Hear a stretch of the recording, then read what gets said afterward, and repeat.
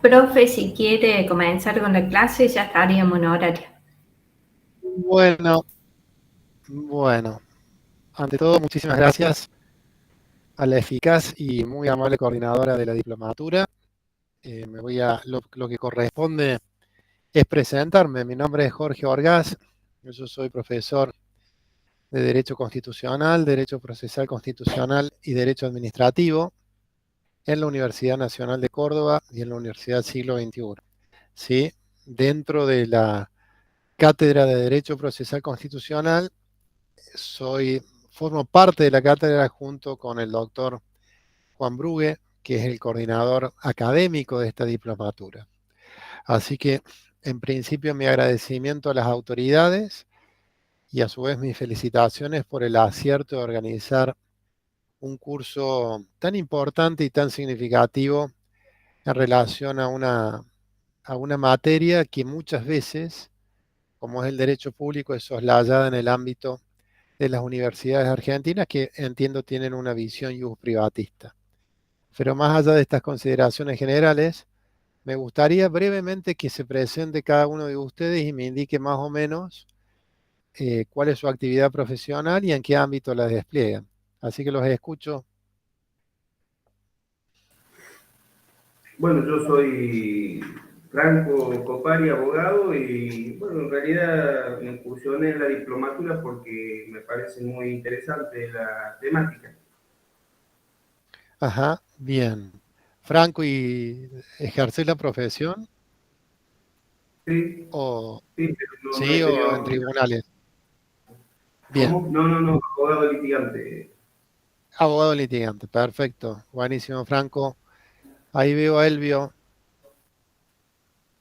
Hola, buenas tardes, ¿cómo le va, profesor? Yo ¿Qué tal? tengo un estudio en positivo de unos cuantos clientes y por lo general estoy en contacto con lo que es el tema de AFIP, tanto Ajá, de Río Cuarto, Córdoba, como de el Tribunal Fiscal de la Nación. bien. Y bueno, es, hay cosas que hay que tratar de entenderlas, entonces me pareció interesante la diplomatura esta. Bien, perfecto. Bueno, genial, Elvio. Tema de la AFIP de gran actualidad. Sí, muy Federico, movido. muy movido. Federico Molina, ¿cómo estás?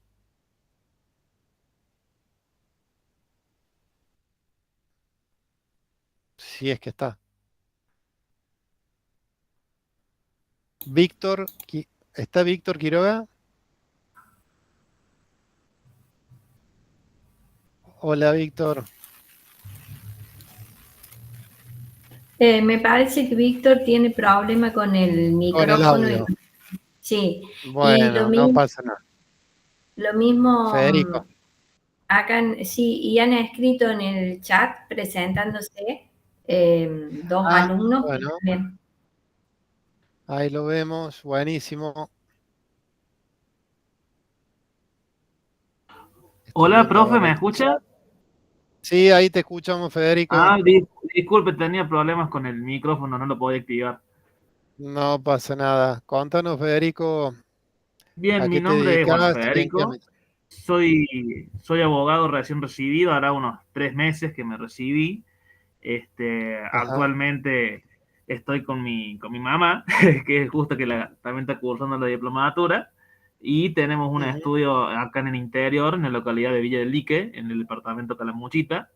Bien. Y estoy en esta diplomatura más que nada porque mi idea o mi proyecto a futuro es tratar de aplicar esta diplomatura en el ámbito policial, más que nada. Si bien no soy policía, pero tengo cierta tendencia, ¿no? Porque tenemos muchos casos con cuestiones policiales y es lo que para mí más me apasiona, me tira por ese lado. Claro, claro. Casos Cabe, referidos a... Cabe recalcar que mi mamá, además de ser abogada, también es policía y mi papá también Ujú. fue policía en su momento, así que vengo de una familia de policía. Claro, ¿no? Y aparte, por lo que me comentas, en donde el derecho administrativo tiene mucho que decir, ¿no? Por el principio de jerarquía administrativa y el régimen disciplinario estricto que tienen. Claro, más Así que que, nada es enfocado hacia eso, tratar de, más que nada, enfocar el día de mañana en eso, en ese tipo de área. perfecto, perfecto. Buenísimo, Federico. Estoy viendo a Rocío. No sé si nos escucha.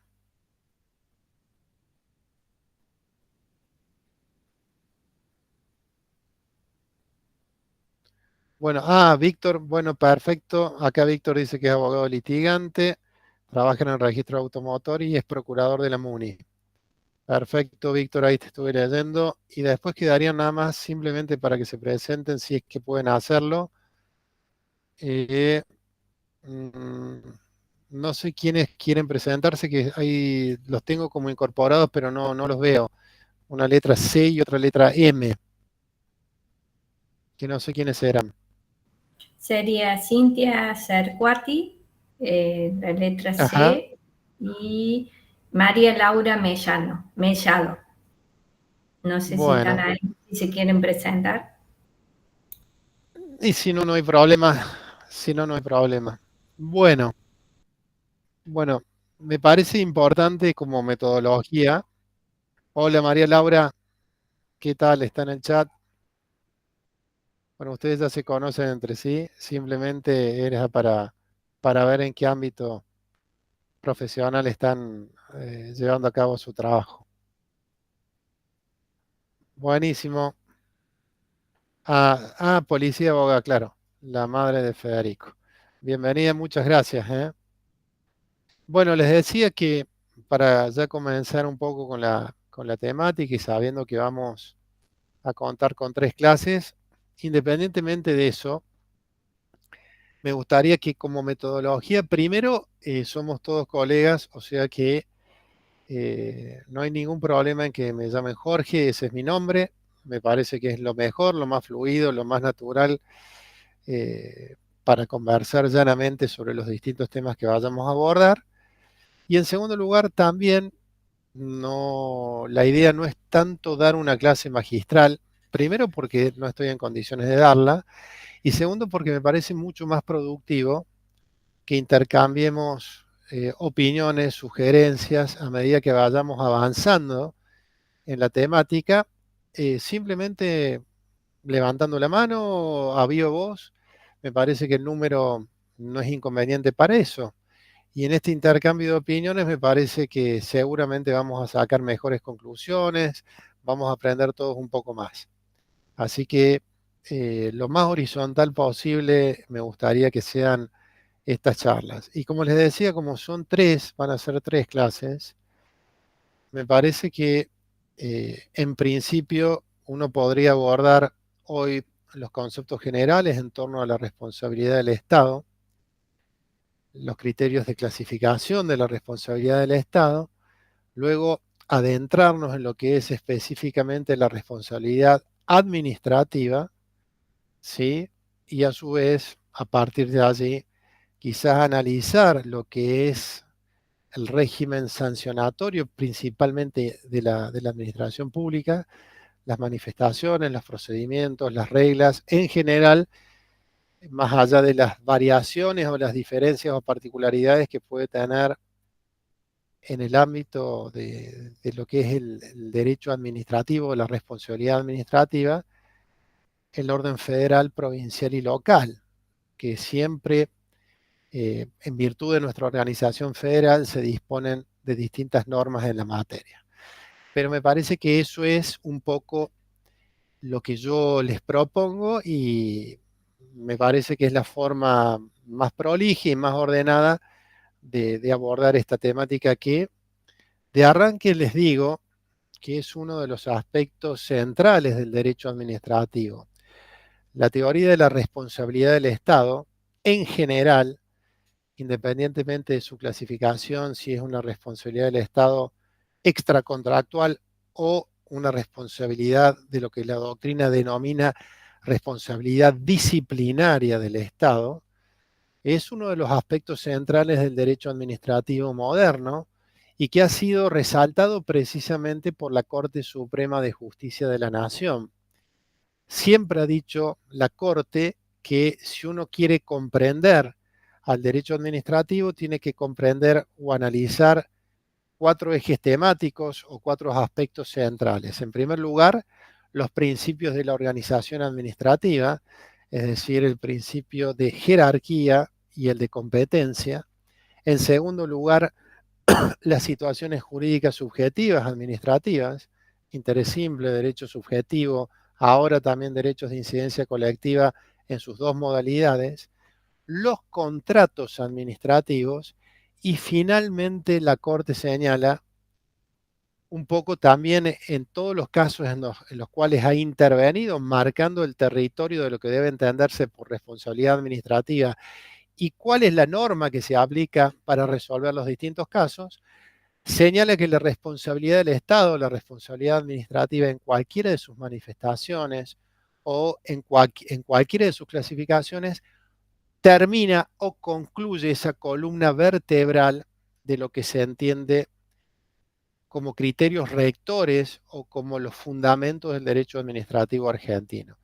Un poco recabando todo lo que es la información y la práctica en una jurisprudencia que, como vamos a señalar o vamos a ver siempre resaltando los aspectos o los casos más importantes, es una jurisprudencia contradictoria, de idas y vueltas, y que incluso las modificaciones normativas no han logrado establecer, digamos, de una forma pacífica o no han logrado estabilizarla pese al transcurso del tiempo. Entonces, vamos a analizar la responsabilidad administrativa como uno de los temas o ejes centrales del derecho administrativo.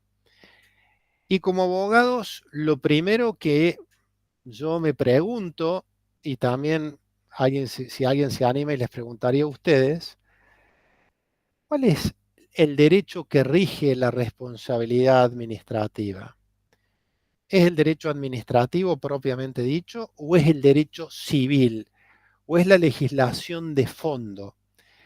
Y acá ha habido una gran controversia desde un momento, sobre todo un poco por la impronta que tuvo el derecho civil desde su organización, estoy hablando del Código Velezano, las normas que establecía en torno a la responsabilidad civil se consideró durante mucho tiempo que se extendían o que comprendían también a la responsabilidad de los funcionarios públicos y a la responsabilidad del Estado. Entonces, en un primer momento, el derecho en torno a la responsabilidad de los funcionarios o la responsabilidad de la administración, se aplicaron las normas del derecho civil. Sin embargo, la Corte ya a principios del siglo pasado fue atenuando ese criterio que venía lógicamente de la impronta de un código de fondo, el Código Velezano, que era de suma importancia, de sumo impacto, y les diría que era la legislación más acabada, más completa en el derecho argentino. Por eso fue paulatina o fue paulatino el giro hacia la responsabilidad o a considerar la responsabilidad administrativa como un asunto de derecho público. Y la Corte y los tribunales argentinos fueron como quitando o privando la aplicación automática del derecho civil al derecho digamos, la teoría de la responsabilidad civil al ámbito administrativo, como paulatinamente, de a poco, a través de las figuras fundamentalmente de, por ejemplo, la expropiación o alguna otra figura restrictiva de los derechos civiles. Es decir, en un comienzo fue regulada la responsabilidad administrativa por el derecho civil. Luego fue regulada por el derecho administrativo. Esto fue, como les decía recién, en gran parte la tendencia durante todo el siglo pasado. Sin embargo, y esto muchas veces es paradójico, hola Ángela, cuando contamos ya con postulados particulares. Cuando contamos con la reforma del Código Civil en el año 2015, uno podría al menos tener algunas dudas en relación al régimen aplicable a la responsabilidad administrativa. ¿Por qué? Porque si bien, por ejemplo, el artículo 1764 y el artículo 1765 del Código Civil reformado recientemente resuelven definitivamente el debate, ida y vuelta, esta controversia entre cuáles son las normas aplicables al régimen de la responsabilidad administrativa, si el derecho de fondo o el derecho administrativo, el Código Civil en su renovación hace muy pocos años plantea en estos dos artículos, el 1764 y el 1765, que luego un poco también replica el criterio, la ley de responsabilidad del Estado, la ley 26944, que todo lo referido a la responsabilidad administrativa, esta es la idea central, se va a regular o se va a regir por las disposiciones del derecho administrativo. Son muy tajantes estas normas, tanto las del Código Civil como la ley de la responsabilidad del Estado, establecen en el artículo 1 que se excluye del ámbito de la responsabilidad estatal o de la responsabilidad administrativa la aplicación del Código Civil. Uno se pregunta, bueno, esta controversia que se tuvo a nivel jurisprudencial durante prácticamente todo el siglo pasado, con idas y vueltas, uno podría pensar que si el Código Civil hace poco tiempo establece un criterio tan rígido, tan fuerte, y la ley de responsabilidad del Estado también, el debate o la discusión está zanjada. A la responsabilidad administrativa le aplicamos pura y exclusivamente las disposiciones del derecho público, en particular el derecho administrativo. Y lo cierto es que no es así. Por eso les digo que es una temática muy discutible, porque pese a eso, la doctrina administrativa, sobre todo los autores de Córdoba, yo recién les mencionaba Ábalos, Buteler, Massimino, Palazzo y otros, consideran que, Pizarro desde el punto de vista civil, consideran que independientemente de lo que establecen el Código Civil y la Ley de Responsabilidad del Estado, no se puede privar la aplicación de las disposiciones del Código Civil a la temática de la responsabilidad administrativa. Es decir, la ley rige, pero no tiene la contundencia, los argumentos que muchas veces plantean la doctrina.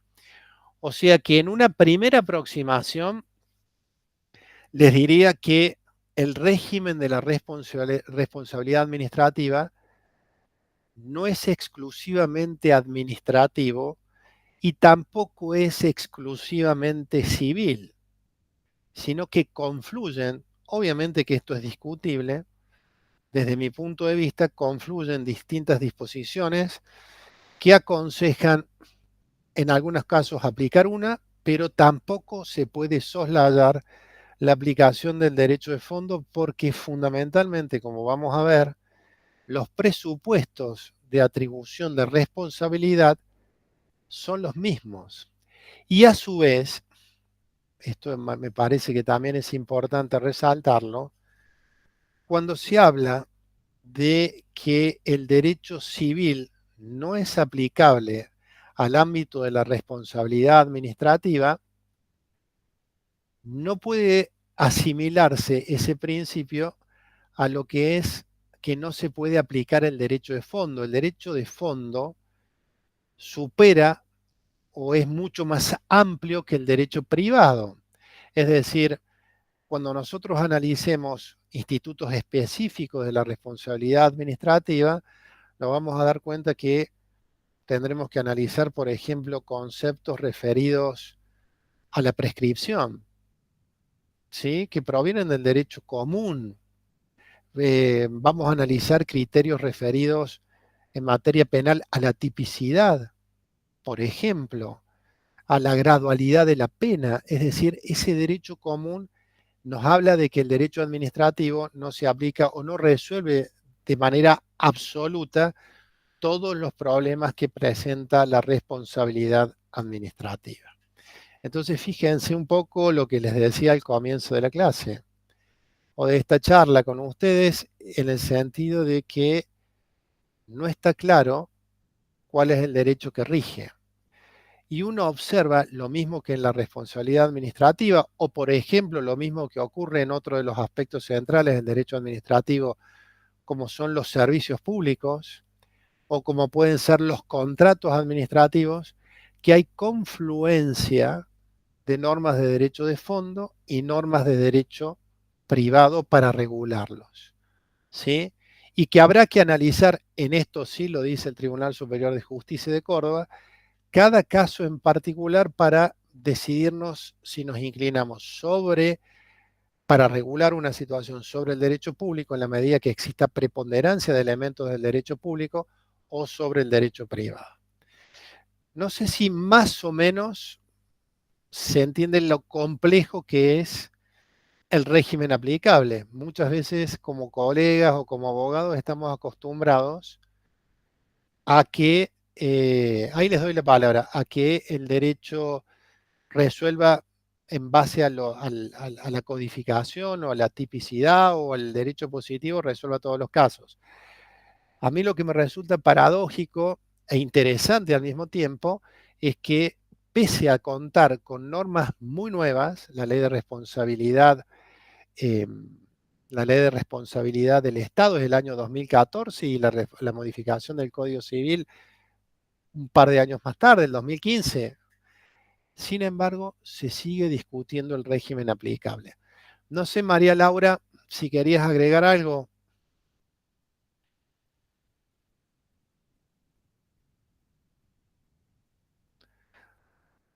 Ahí vi, o es solamente un comentario. ¿Alguno de ustedes, Franco, Elvio, que quiera aportar algo, alguna dificultad, levantan la mano o hablan directamente, ¿les parece? Sí, sí, profesor, escuchando. Jorge. O sea, Sí. en resumen, se podría decir que la normativa de fondo sería aplicable de acuerdo a la temática involucrada. O sea, siempre van a confluir ambos regímenes, tanto el administrativo como el de fondo, de acuerdo a la temática que esté, ya sea de índole penal, de índole civil, y siempre Claro. una cuestión ya sea contractual o alguna cuestión de índole civil, ya sea para ver el consentimiento, nos vamos a ir a la ley del Código Civil. Claro, o por ejemplo, Franco, el Instituto de la Prescripción. Claro. Es Claro, decir, claro. Lo importante es el enfoque que muchas veces le tenemos que dar al tema, tanto en el ejercicio profesional o en cualquier ámbito cuando hacemos algún planteo, lo que fuere. Muchas veces creemos, responsabilidad administrativa. Si uno habla de responsabilidad administrativa, lo primero que piensa se regula por el código, por las leyes administrativas.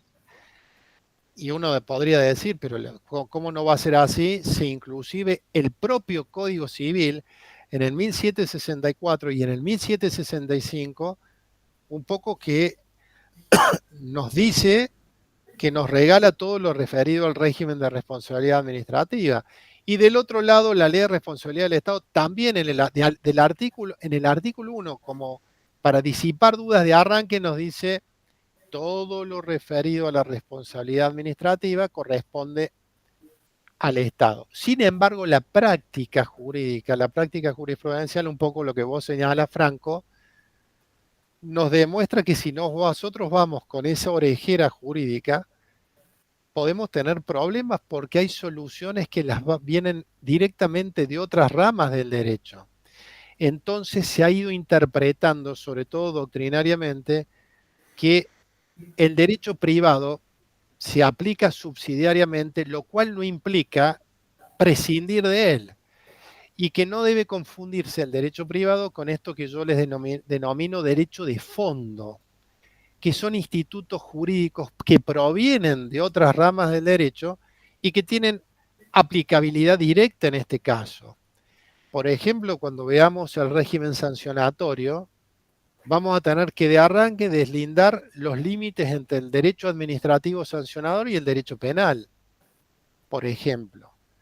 vamos a tener que analizar el debido proceso adjetivo como principio constitucional en el ámbito del derecho administrativo sancionador en lo que es un sumario o una investigación administrativa. Es decir, me parece, y por eso les decía, como ocurre en otros institutos del derecho administrativo, hubo sobre todo durante el siglo pasado, hubo un gran intento de forzar de que todo lo que veía el derecho administrativo es pura y exclusivamente administrativo. Y la verdad, como ocurre en cualquier materia del derecho, podemos hablar de contratos administrativos, podemos hablar de situaciones jurídicas administrativas, de responsabilidad administrativa. Si bien distinguimos los contratos administrativos del contrato de derecho del derecho civil, eso no quita que en algún momento recurramos a otras ramas del derecho para comprender lo que estamos estudiando. Eso se observa muy claramente en la responsabilidad administrativa, pese a tener normas específicas muy concretas. Y porque los presupuestos, ya vamos a ver, de atribución de responsabilidad, son exactamente muy similares. Muy similares a través o cuando se configura el daño, en donde se comienza a analizar la teoría de la responsabilidad, en el derecho administrativo, en el derecho civil es prácticamente similar o muy, muy parecido, ¿sí? Obviamente que tiene algunas cuestiones específicas, sobre todo en materia estricta de responsabilidad administrativa, el derecho administrativo sancionador, ¿sí? Que no se observan en otras ramas del derecho, lo que es un sumario, lo que es una investigación administrativa previa, cómo juegan los principios de jerarquía y toda la estabilidad del funcionario, las suspensiones, obviamente que tiene características propias, pero tampoco podemos soslayar la vigencia o la aplicación del derecho civil, ¿m? O de las otras ramas del derecho, ¿sí? Porque el título es muy fuerte, derecho administrativo, o de derecho referido a la responsabilidad administrativa, estamos pensando, es un instituto del derecho público. Y ya vamos a ver que tiene sus observancias o sus observaciones o sus complementos. No sé si alguien levantó la mano ahí. No. Bueno, en relación ya avanzando un poco sobre la teoría de la responsabilidad del Estado, vamos vamos de lo general a lo particular. Me parecía importante resaltar el tema de cuáles son los fundamentos constitucionales de la responsabilidad estatal, que los hay. Sobre todo han quedado muy claramente marcados después de la reforma constitucional del año 1994. Esto tiene que ver con las fuentes principales de la teoría de la responsabilidad del Estado y que están consagradas sin lugar a dudas en el texto de la Constitución Nacional. ¿Sí? O sea que cuando hablamos de responsabilidad administrativa, si bien ustedes ya seguramente lo tienen interiorizado a los principios de algunos conceptos, lo fundamental es partir del texto constitucional. Hay que partir del texto constitucional. Estos son aspectos que desarrolla, recién me pedía alguna referencia, Franco. Daniel Pizarro, por ejemplo, es uno de los autores que desde el punto de vista del derecho civil se ha dedicado mucho a esto de los fundamentos constitucionales de la teoría de la responsabilidad administrativa y civil. ¿Y cuáles son esos fundamentos? Es decir, ¿cómo se justifica la responsabilidad del Estado? Yo les diría que hay por lo menos tres fundamentos muy, muy importantes que se refieren a la responsabilidad administrativa y que están anclados en el núcleo duro de la Constitución Nacional. El primer principio es el principio de reserva legal. ¿Alguien sabe lo que es el principio de reserva? El que está en el artículo 19 de la Constitución Nacional. ¿Qué han escuchado del artículo 19 de la Constitución?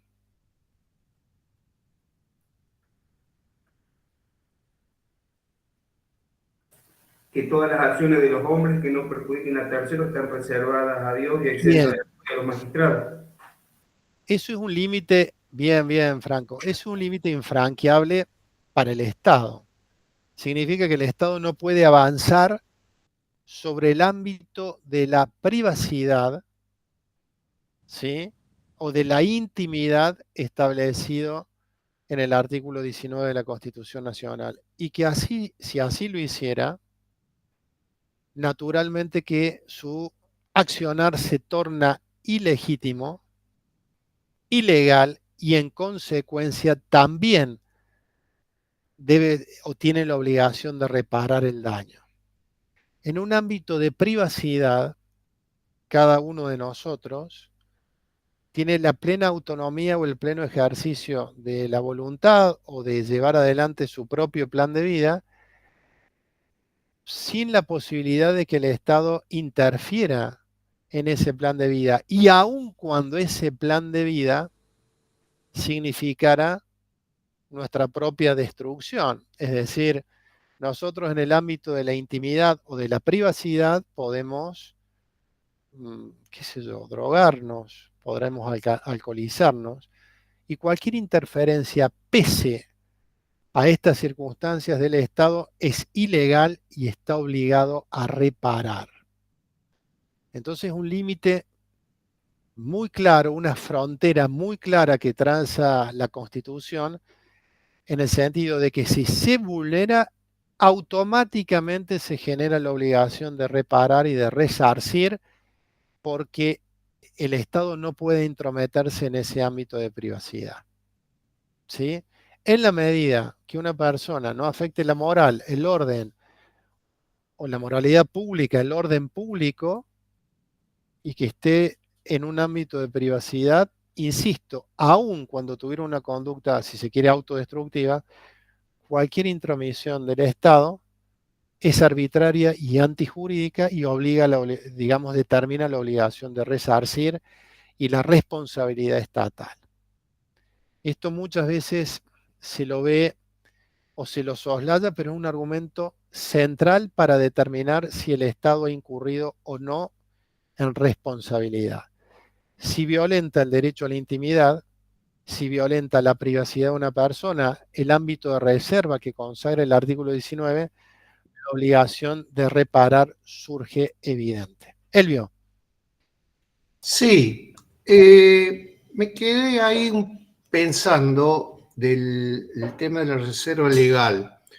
Hace unos días hubo un caso en Brinkman, creo que fue ayer, antes de ayer, con el asesinato de una criatura por parte de Gozo. Es decir, si han dejado eso, lo traigo como para aclarar un poco todo lo que se habla y poner algún ejemplo. Si esa criatura la dejaron en esa casa donde había un potencial peligro, ¿nadie puede acceder para que eso no ocurriera?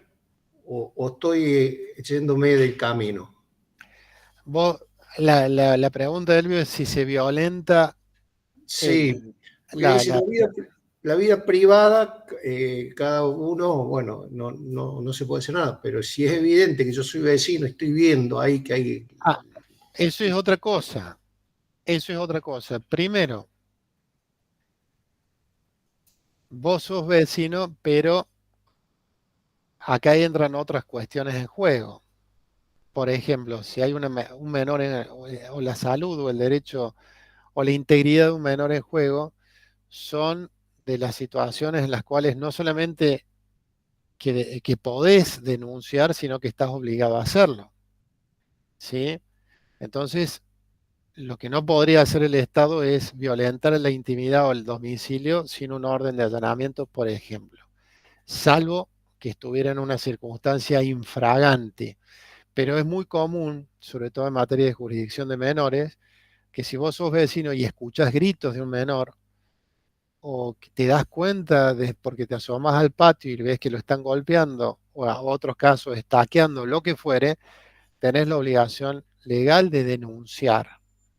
Y ahí no habría interferencia del derecho a la privacidad porque el juez libraría una orden de allanamiento, y una orden de allanamiento que se efectúa conforme a derecho, de arranque quiebra o omite el principio o la antijuridicidad de la medida.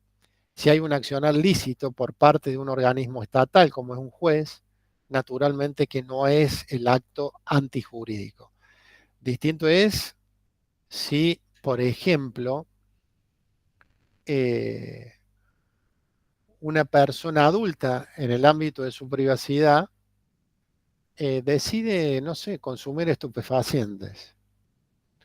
¿Puede el Estado, en virtud, por ejemplo, el Estado que debe preservar la salud pública, puede el Estado avasallar esa intimidad y obligarlo a dejar de consumir? ¿Qué opinan? Y yo creo que debería actuar, porque eso es un potencial peligro, porque cuando le surjan los efectos, va a salir a la calle y va a ser desastre. Yo no tengo por qué Bueno, correr el riesgo de que mi hija tenga que soportar al vecino que porque él estuvo en su ámbito privado, se voló la cabeza con cosas. claro, Entonces, pero está bien, está bien. yo creo que me parece que habría que ayornar más las cosas a la realidad. La calle Sí, es una cosa y adentro del tribunal es otra.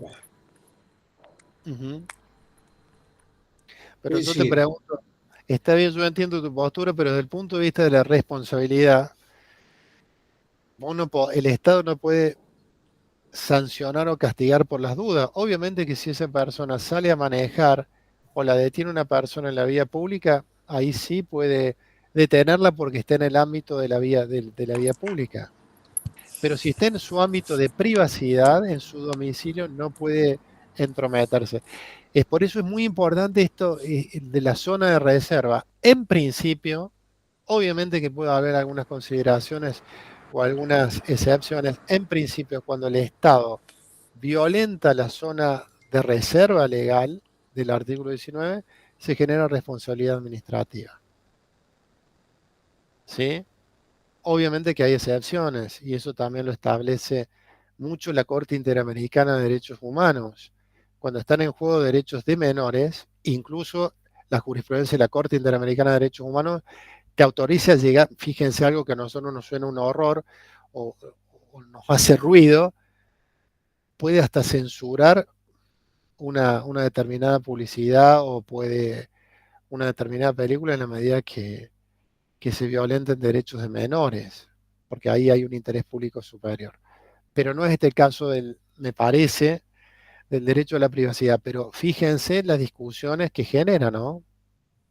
Fíjense las discusiones que generan este concepto de privacidad. Bueno, vos que trabajás en AFIP, si bien no es tan grave, cómo se va morigerando y cómo se va trabajando distinto el concepto de privacidad. Por ejemplo, ahora ya no, el Estado no puede cobrar impuestos por la música en ámbitos privados o en clubes, lo que antes cobraba ¿cómo se llama? La Asociación de los Derechos de Propiedad Intelectual de los Autores. Alicapi. Se va modificando, exacto, se va modificando el criterio de privacidad. a eso es lo que yo me refería, de que es como que es muy dinámico y se va tratando de ordenar. Sí, sí, sí, sí, eso no cabe duda, eso no cabe duda. Por eso, ¿ustedes tienen que hacer un trabajo final para la diplomatura? Supuestamente nos van a pedir. Sí, doctor, Bueno, se va a hacer un trabajo final. buenísimo. Este es un tema joyita, ¿eh? Este es un tema muy, muy lindo, muy, muy lindo, por todo lo que uno está viviendo ahora, ¿no? Porque ha habido la ley bases, el decreto 7023, hay una nueva Profe, constitución, sí, no, le iba a preguntar a nivel casuística, o sea, a nivel El tema de los perros callejeros, que siempre uno escucha en todos los lugares donde va, es una problemática. Y se podría dar también en el ámbito de la responsabilidad del Estado cuando perros de la calle, por llamarlo, vagabundos, o sea, lesionan a un transeúnte. Porque hay jurisprudencia en todos los sentidos. Sí, bueno, en principio, ¿cuál es la regla? Obviamente que responde el dueño. Si no tienen dueño, habrá que ver en el caso concreto si ese perro, acá en Córdoba ocurrió, si había una jauría en un determinado barrio, si el Estado tomó algunas medidas a los fines de evitar esa situación, es decir, si ante una mordida o algún accidente generado un niño, el Estado se preocupó, buscó los animales, los detuvo, los mató, lo que sea. Entonces, si el Estado tomó alguna medida eh, o realizó una actividad para evitar mayores perjuicios o que se reiterara el hecho, eso es una cosa. Me parece que ahí el Estado, el funcionario a cargo del área, no sé, de perreras de la ciudad, está exento. Es decir, no señor, mordió otra vez, pero mire, desde que mordió hace 2 meses, yo inicié campañas por los medios masivos de comunicación, coloqué fotografías de los perros, de la jauría, para que nos... Pero otra cosa distinta es dejar hacer y no preocuparse en relación a lo que es la presencia de animales sueltos en la vía pública. Claro. Y con otra cuestión que se suele dar mucho también es con el tema de las veredas. Por ahí también las lesiones, se tropiezan las personas y por ahí suele generar también un tipo de responsabilidad y también Sí, debate entre el dueño y el Estado. eso, exacto, eso está cambiando. Si vos me decías hace 10 años que vos ibas a iniciar una demanda contra la Municipalidad de Córdoba o cualquier municipio por una vereda rota, te decía que poco más se nos van a reír. Sin embargo, la semana pasada, a una señora que en la ciudad de Córdoba se fracturó por una vereda que estaba mal señalizada y que tenía un desnivel, sufrió quebradura de tibia y peroné y la municipalidad, el juez la obligó a pagar 1,5 millones de pesos por indemnización. O sea que está cambiando ese criterio, es decir, cada vez más se acepta la teoría de la responsabilidad por la culpa invigilando, es decir, si el Estado no toma las medidas, bueno, ni hablar en materia de espectáculos públicos, ¿no? Claro. Ese es otro tema mucho más engorroso, pero está cambiando el criterio y para bien, creo yo, se está considerando que el Estado debe responder porque, como dicen desde la Revolución Francesa en adelante, es el primer sujeto de derecho que está o debe estar subordinado a la ley. En el derecho administrativo clásico partíamos de este concepto de que cómo puede ser que el Estado va a atentar en contra de la ley, sin embargo lo hace por omisión o por comisión. Entonces, cada vez más se va atribuyendo responsabilidad al Estado en situaciones que yo leí este fallo y me parecía realmente novedoso porque nunca o muy pocas veces se reconocía el derecho a indemnizar a una persona o la obligación de indemnizar a una persona por una calle en mal estado o una vereda en mal estado. Me parece que la tendencia va por ahí, ¿sí? A situarlo, independientemente de las ventajas que tiene el Estado en materia procesal y todo lo demás. Bueno, ese es el primer principio o el primer fundamento constitucional.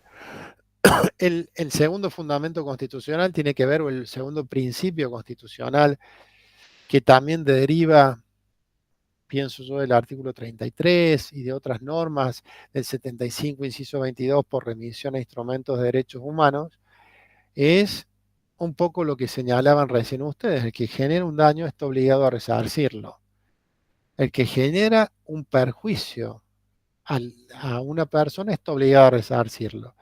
Si ese sujeto es el Estado, surge la responsabilidad administrativa. En estos casos estamos hablando primero de un enfoque extracontractual para luego arribar a la responsabilidad hacia adentro del Estado. Pero lo cierto es que este principio de la obligación de reparar el daño, fíjense cómo nos lleva de la mano al derecho civil, porque el derecho civil o la teoría de la responsabilidad parte del mismo criterio. Si hay daño, es decir, la teoría de la responsabilidad siempre parte cronológicamente en sentido inverso. Si hay daño, alguien tiene que reparar. Y volvemos hacia atrás en relación a la causalidad. Vamos a ver quién ha sido el autor de ese hecho ilícito y ese sujeto es el que sobre el cual recae la obligación de reparar. Lo mismo ocurre en el derecho administrativo. Si hay daño, el sujeto o el Estado debe reparar. Ya no se discute desde el punto de vista constitucional esto, porque sobre todo en materia de derecho administrativo estaba esto, ustedes lo habrán escuchado, estos criterios de presunción de legitimidad del accionar administrativo. ¿Cómo el Estado va a violentar la ley si es el responsable de la sanción de las normas? ¿Sí? Eso ocurre. Porque el Estado tiene, en un Estado de Derecho, el Estado debe estar sujeto a la ley. Entonces, es como si vamos cuestionando esos principios que muchas veces uno reitera y se aplican a rajatabla sin muchos cuestionamientos.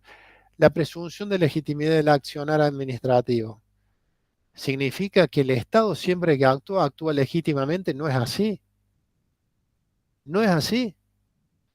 Y en la Argentina hemos tenido ejemplos a grande escala, lo que significan las violaciones o las vulneraciones del orden constitucional, y a pequeña escala, lo que son las infracciones en el día a día a distintas disposiciones que vamos observando no a nivel constitucional, sino a nivel legal.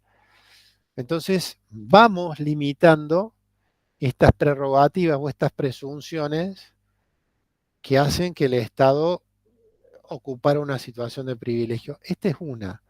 Si genera un daño, debe reparar. Pero ¿cómo? Si hay presunción de legitimidad, aún bajo esa presunción, si provoca el daño, debe reparar. Porque nos recostamos sobre el derecho civil. Vamos a discutir después el alcance, la modalidad o lo que fuere. Pero partimos del daño. Si hay un hecho antijurídico que ocasiona un daño a una persona, no está obligada a soportarlo. Y vamos hacia atrás, digamos, a contramano de la relación de causalidad hasta encontrar el sujeto responsable. Y en este caso aparece el Estado sin lugar a dudas. Por lo menos soy de ese criterio un poco lo que señalaban ustedes, Elvio y Franco, en el sentido de que de a poco uno va cambiando y cuestionando estas disposiciones. Y el tercer principio tiene que ver con la reparación o el alcance de la reparación. ¿Sí? ¿Qué entendemos por alcance de la reparación? Si el Estado incurre en responsabilidad administrativa,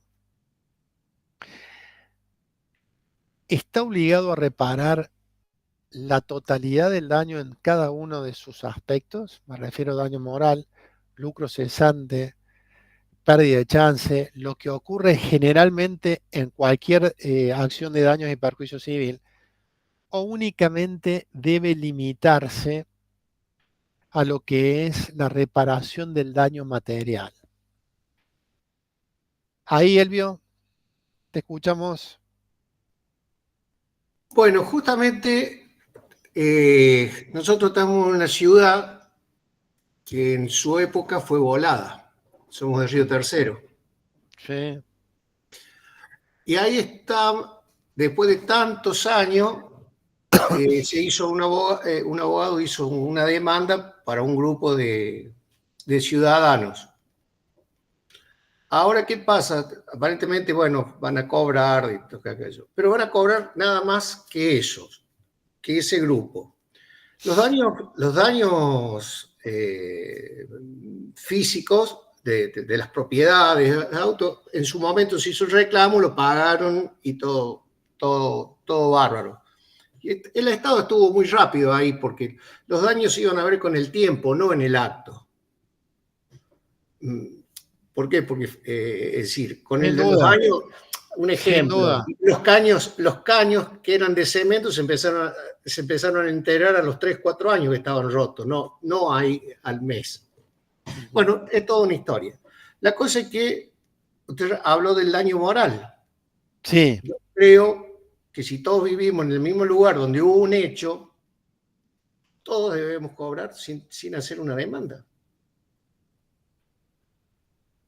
Bueno, habría que ver eso, ¿no? En principio, te diría, Elvio, que una cosa es extender los efectos de una sentencia y otra cosa es de que haya existido una acción, si se quiere, una class action, una acción colectiva en ese sentido. ¿Sí? Lo que pasa es que las acciones de clase, si bien se aplican a otros aspectos, estoy pensando en los alcances de la sentencia o de los efectos de la sentencia. A mí me parece que si hubiese habido un planteo judicial como una acción de clase, insisto, estoy hablando porque las acciones de clase no se llevan o no se aplican concretamente a casos de daños y perjuicios como este, ¿sí? Pero acción siempre, demanda tiene que haber. Y una cosa es que necesariamente debe existir una demanda, un planteo, y otra cosa distinta es el alcance que a esa resolución el juez le da. Entonces, puede venir un vecino de Río Tercero, imagínense, ahí te doy la palabra, Elvio. Imagínense que en la ciudad de Río Tercero viene una empresa de telecomunicaciones e instala una antena que a un vecino le genera una enfermedad, a otro vecino le imposibilita llevar adelante su programa de radio, lo afecta económicamente y otros daños. Entonces, bastará que uno de los vecinos plantee o solicite que se erradique o que se vaya esa empresa telefónica que ha instalado una antena y que se destruya esa antena. Entonces el juez puede considerar en base a eso que están todos los vecinos de una zona o de una ciudad involucrados y extender los efectos de la cosa juzgada material.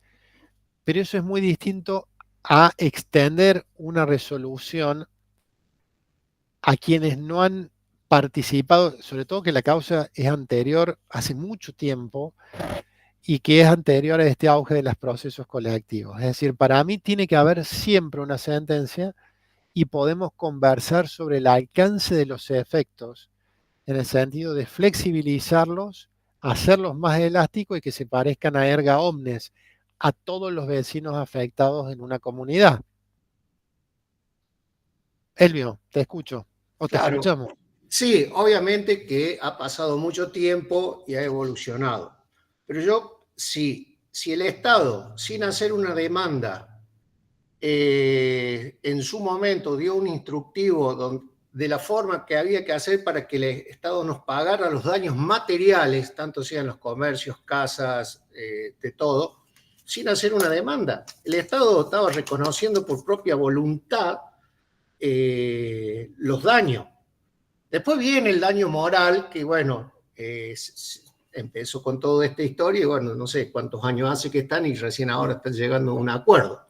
Entonces ahí, ¿por qué si me pagás el daño material sin que yo te demande y sin que te presente nada, por qué no puedo cobrar los daños psicológicos?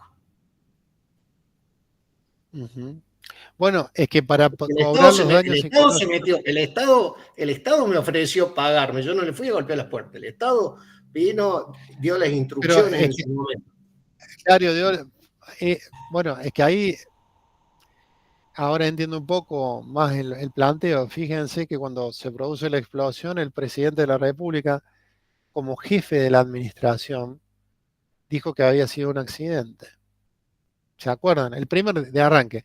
Después, si el Estado ofrece pagar daño material, es porque cabalga sobre la idea histórica del alcance de la indemnización en materia de responsabilidad del Estado. ¿En qué sentido? Un poco ajustándose a lo que ustedes ya conocen a lo mejor sobre lo que son las expropiaciones. La ley de expropiación, porque en este caso de alguna forma había que tener alguna pauta o algún criterio, porque fue un hecho inédito, una explosión de una fábrica militar, ¿sí? Pero en estos casos se aplica o el Estado aplicó ese criterio de la ley de expropiación. ¿Qué te dice la ley o cuáles son las condiciones para expropiarte?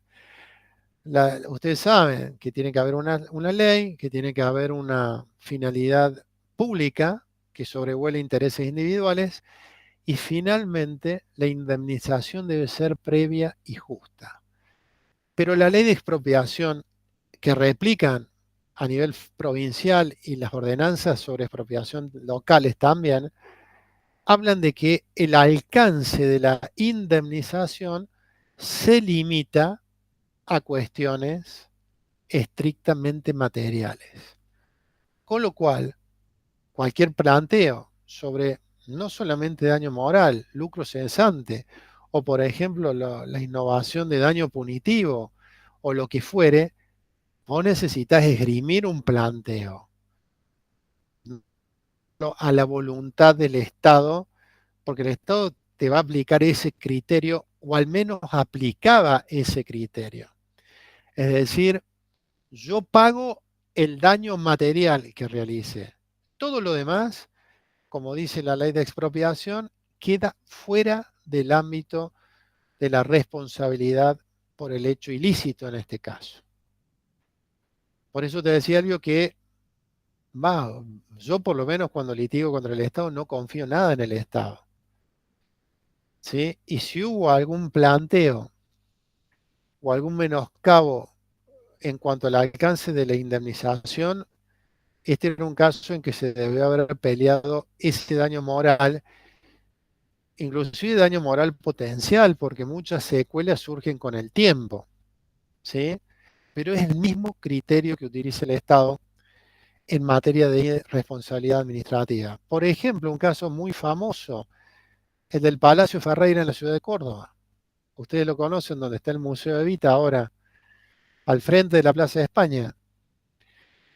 Cuando el Estado inicia el proceso de expropiación, bueno, la familia Ferreira es una familia muy tradicional de Córdoba que tiene muchas ramificaciones. En aquel momento eran, no sé si 52 grupos.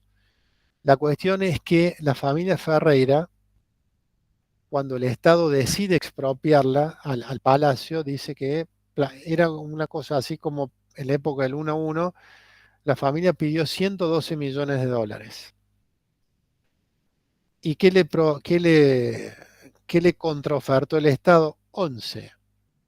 ¿Y qué decía la familia Ferreira? Pero escúcheme, por acá, por el Palacio Ferreira han pasado premios Nobel, han venido presidentes, mi abuela me dio mi primer vaso de leche, toda la parte emotiva el TCJ la eliminó y únicamente circunscribió la indemnización al daño material. Dijo, ¿cuánto sale el metro cuadrado en esta zona de la ciudad de Córdoba? Sale tanto, multiplicó los metros cuadrados del Palacio Ferreira y esa fue la indemnización. Pero ese criterio ha cambiado y esto es lo interesante. Es otro tema para trabajo final, porque con el correr de los años, hubo un caso allá por el 1997, cuando el Estado provincial mendocino expropia un gran terreno a un particular, en donde este particular, dentro de ese lote, había restos fósiles. Y el Estado, el particular dijo, esos restos fósiles se han mantenido porque yo me he encargado de cuidarlos. He puesto mucho dinero y ese dinero ha beneficiado a la sociedad en su conjunto que ahora va a poder acceder a este museo natural. Bueno, ahí el Estado, además de pagar en la indemnización el valor material del terreno, pagó una suerte de daño moral por el esfuerzo que había hecho este particular durante muchos años para conservar en óptimas condiciones una reserva natural que a la postre iba a favorecer a la ciudadanía en general, facilitando el acceso o el conocimiento. Esa idea uno la observa con mayor regularidad en algunos planteos nuevos. Es decir, algunos planteos nuevos están considerando la reparación, obvio que es muy difícil, pero algunos jueces se animan a considerar dentro de el alcance de la indemnización, se animan a decir que la reparación debe ser integral. Y para eso también recurren al artículo 75, inciso 22 de la Constitución, que remite, bueno, de arranque el nuestro en la Constitución histórica, el artículo 17 de la propiedad, pero en el Pacto de San José de Costa Rica y en otros instrumentos internacionales sobre derechos humanos, está la obligación de la reparación integral. Entonces, se ha discutido qué es lo integral. Integral se refiere a la totalidad del daño material, es decir, si el daño material fue 100 millones, que paguen 100 millones. O la característica de integral significa que debe comprender a los distintos rubros que hacen al daño. Y yo creo que es este el criterio y este es el argumento.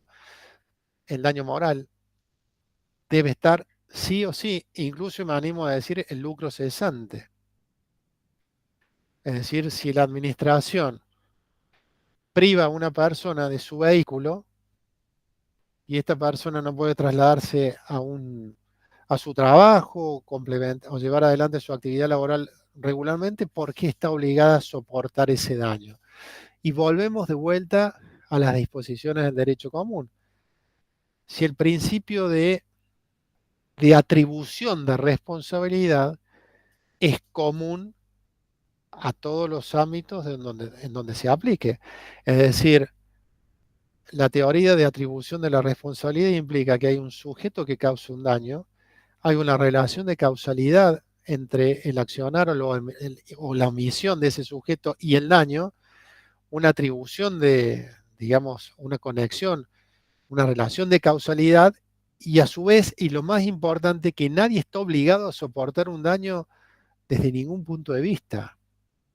Lo importante, me parece, ya lo vamos a ver a lo largo de estas charlas, es que por lo menos ya se comienza a discutir estas presunciones iure de iure o estos principios que aparecían incólumes, es decir, inamovibles. ¿Cómo es esto de que la reparación integral no corresponde para el Estado? ¿Sí? Y hay cuestiones que tienen que ver con el enriquecimiento ilícito y todo lo demás. Pero el criterio que utiliza el Estado es la prótesis de por ejemplo, la ley de expropiación.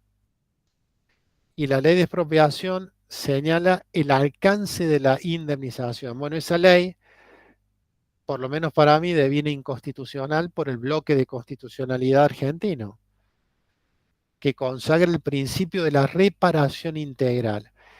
Fíjense entonces la importancia que tienen los principios constitucionales al momento de fijar o de determinar cuáles son las condiciones fundamentales de la responsabilidad del Estado. Fíjense cómo de a poco vamos centrándonos, pero los principios constitucionales obviamente que tienen que ver, en primer lugar, con la jerarquía que tienen. Y en segundo lugar, que en virtud de esa jerarquía no pueden ser modificados, ni restringidos, ni alterados por la legislación infraconstitucional. Eso está más que claro. No sé si hay alguna opinión o alguna otra duda, algún aporte que quieran hacer, alguien que no haya hablado, los mismos Elvio, Franco, Federico, Víctor. Bueno, Víctor tiene un problema de audio. ¿Algún otro? Elvio. Profe, se me pasó y se me voló. El segundo principio, ¿cuál era? ¿Cómo lo...? Es un poco lo que decían los romanos. Quien genera un daño tiene la obligación de repararlo. Bien, bien. ¿Sí? ¿Por qué? ¿Y por qué es importante en el ámbito de la administración? Por esta idea de esta presunción de legitimidad. ¿Cómo la administración va a generar daños? Es imposible eso. Su accionar se presume legítimo. Bueno, si actúa legítimamente o ilegítimamente, en cualquiera de las dos circunstancias, la administración pública está obligada a reparar. Y esto, bueno, yo doy constitucional, pero muchas veces soslayamos estos principios que muchas veces nos ayudan a como ubicar el tablero. Todo lo demás es infraconstitucional o reglamentario. Pero si tenemos, tanto desde el punto de vista de la doctrina administrativa, de la doctrina civil, estos criterios firmes que refieren a los principios constitucionales, me parece que por lo menos nos permiten transitar nuevos caminos, nuevas soluciones o pelear por ellas. Obviamente que es distinto, es muy difícil, pero son criterios que uno observa o debe observar tanto a nivel de la responsabilidad del Estado administrativa, legislativa y judicial. Son principios rectores que iluminan a todos los ámbitos de la responsabilidad estatal. Por eso me pareció importante traerlos a colación. ¿Algún otro aporte?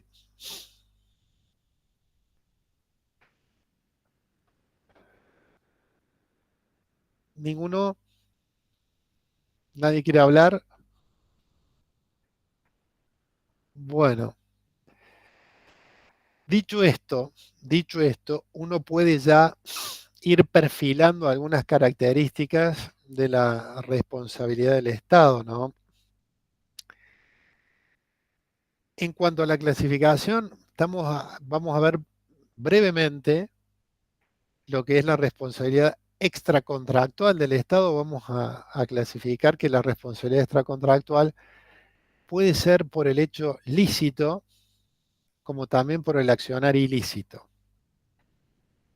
Históricamente, la actividad o la responsabilidad por el accionar lícito del Estado se reservaba al derecho administrativo y la responsabilidad por el accionar ilícito del Estado se limitaba o se desarrollaba fundamentalmente a partir del Código Civil. Estos criterios, insisto, me parecen muy estrictos y hoy por hoy habrá que ver cada caso en particular.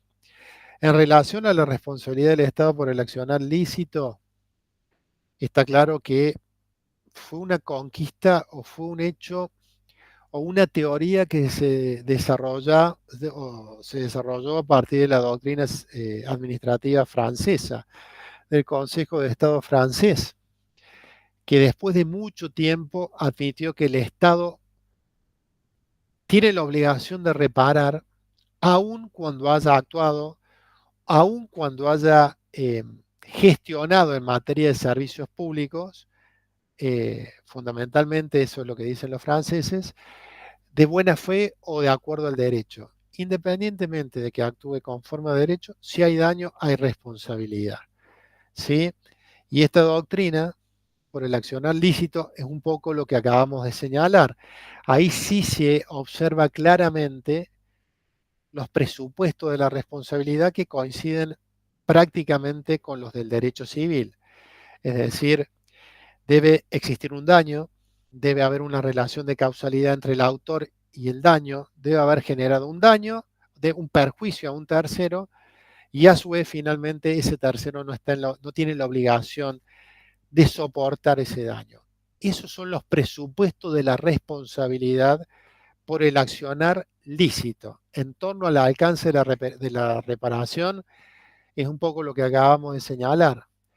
Siempre el Estado va a querer pagar el daño material, pero creo que hay nuevas líneas jurisprudenciales que permiten tener la esperanza de que pueda haber otro tipo de reparación.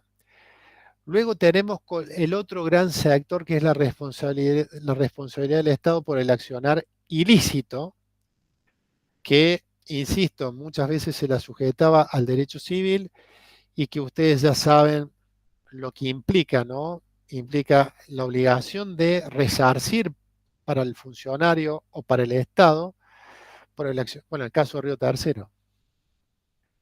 Es un hecho ilícito, ¿sí? E independientemente es un disparador también para que se impulsen medidas o sanciones de tipo penal, ¿sí? Pero me parece que lo importante, el criterio importante a tener en mente es que en una o en otra responsabilidad siempre existe la obligación de resarcir. Porque no partimos de los principios del derecho administrativo, sino partimos de aquellos conceptos provenientes del derecho común, en donde quien genera un daño tiene la obligación de resarcir, y a su vez el daño es esencialmente resarcible. Entonces, no voy a adentrarme, no tiene mucho sentido en cuanto a estas particularidades, simplemente tener en mente los preceptos constitucionales y el criterio de invertir el orden cronológico de la producción del daño y partir entonces desde el daño hacia atrás para buscar los requisitos propios de atribución de responsabilidad. ¿Sí? ¿Alguna duda hasta aquí? ¿Sí, Elvio? ¿Ninguna? Bueno, ya un poco para ir sacando algunas conclusiones, que un poco las hemos ido sacando, me parece, entre todos, y eso se los agradezco porque la verdad veo que tienen experiencia y eso hace mucho más amena la conversación. Les decía que ya a partir de, habiendo visto las características generales, primero las dificultades que genera la regulación de la responsabilidad administrativa, dificultades que en alguna medida me parecía importante sopesar o limitar con el conocimiento de los principios constitucionales de la responsabilidad administrativa, y luego adentrarnos a grandes rasgos en los criterios de atribución, el alcance de la responsabilidad administrativa contractual, extracontractual por el hecho lícito o ilícito. Ya un poco sabiendo esta teoría o estos conceptos generales nos van a servir para adentrarnos en lo que es la responsabilidad administrativa en sentido estricto, puertas adentro de la administración. Es decir, la responsabilidad por el accionar irregular del funcionario público que afecta el correcto funcionamiento de los servicios administrativos, de la prestación de un servicio público, y que al afectar la debida prestación de los servicios públicos de cara a una mejor o al bienestar de la sociedad, genera responsabilidad administrativa hacia adentro. Aquí entran a jugar otros criterios que tienen que ver con la jerarquía y el orden administrativo interno, y en donde también vamos a analizar al momento de atribuir la responsabilidad las diferencias que existen, por ejemplo, entre el derecho administrativo sancionador, algo dijimos, y el derecho penal, así como también vamos a ver cuáles son las características o las garantías de procedimiento que se aplican en el derecho administrativo sancionador como un reflejo o una consecuencia natural de la responsabilidad administrativa. Es decir, tanto en el sumario, en la investigación administrativa, como los dos grandes procedimientos de atribución de responsabilidad, nunca podemos olvidarnos que también en estos aspectos rigen las garantías del debido proceso adjetivo. ¿Sí? Muchas veces se limita o se pretende limitar al artículo 18 de la Constitución a las causas penales, pero el debido proceso adjetivo regula cualquier tipo de juicio, sea civil, penal, laboral, académico, administrativo también. Y la experiencia muchas veces demuestra que en el ámbito del derecho administrativo o del derecho de la responsabilidad administrativa, del derecho administrativo disciplinario, del derecho administrativo sancionador, se vulneran estas garantías. Se vulneran estas garantías. Así que eso también genera responsabilidad administrativa que puede ser muy costosa para el Estado. Me parece que por ahí vamos a ahondar en la clase que viene, entonces ya refiriéndonos concretamente al régimen administrativo disciplinario, al régimen a la responsabilidad administrativa por el mal desempeño del ejercicio de un cargo público, cuáles son las consecuencias internas, en un momento en donde también se están observando grandes novedades, ¿no? ¿Cuáles son las posibilidades que tiene una persona de defenderse cuando el Estado en cordobés, se los digo, lo quiere empujar fuera de la administración? ¿Sí? Entonces, entramos en otra órbita de la responsabilidad administrativa que me parecía, antes que eso, importante considerar lo que es la responsabilidad del Estado, la responsabilidad extracontractual, entender que la responsabilidad del Estado comprende a los tres poderes del Estado, dentro del cual o dentro de los cuales nosotros nos vamos a limitar a la responsabilidad de la administración o del poder ejecutivo. Obviamente que también podemos replicar algunos ejemplos al ámbito legislativo y judicial en torno al ejercicio de la función administrativa por parte de esos órganos del Estado, ¿sí? Pero la dinámica y el enfoque cambia, pero me parecía importante que antes de hablar puntualmente de la responsabilidad administrativa, tengamos el panorama, sobre todo constitucional, de la responsabilidad del Estado, los fundamentos constitucionales, la responsabilidad extracontractual, y luego sí analizar la responsabilidad administrativa hacia adentro de la organización administrativa, valga la redundancia, ¿sí?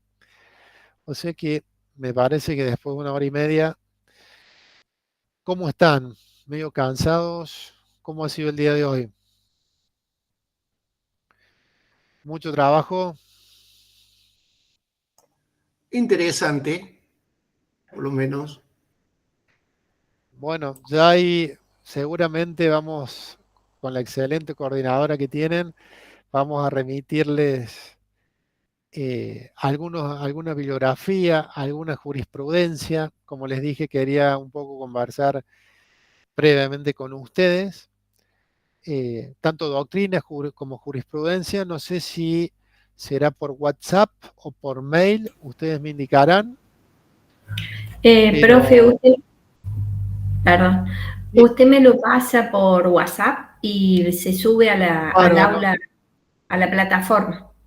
Perfecto, pero independientemente de eso, obviamente que desde ya y más allá de lo que dure este curso, cuentan en Córdoba con un nuevo amigo para lo que ustedes necesiten. Es decir, independientemente también para este curso, si tienen algún interés en particular, si tienen alguna duda, alguna sugerencia, algún aporte, miren, yo independientemente de las redes que me pueden encontrar, les pongo ahora por el chat mi mail,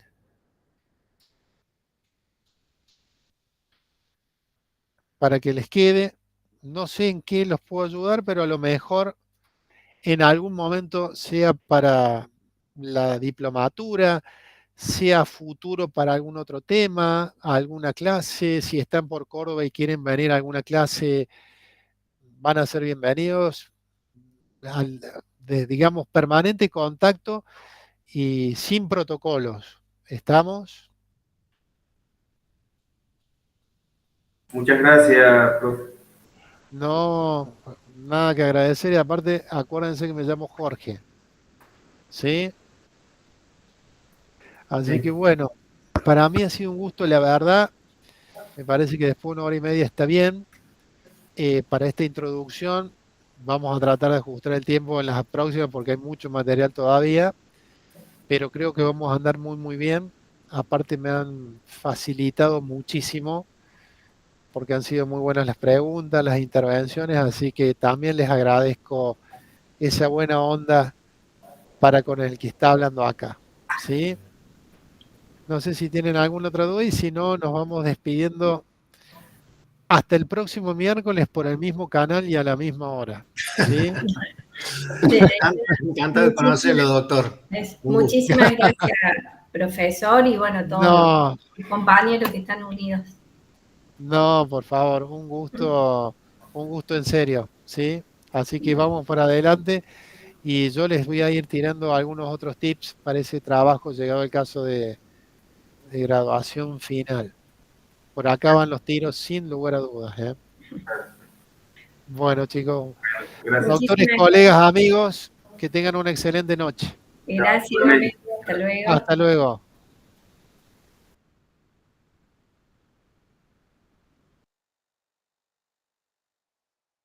Nancy,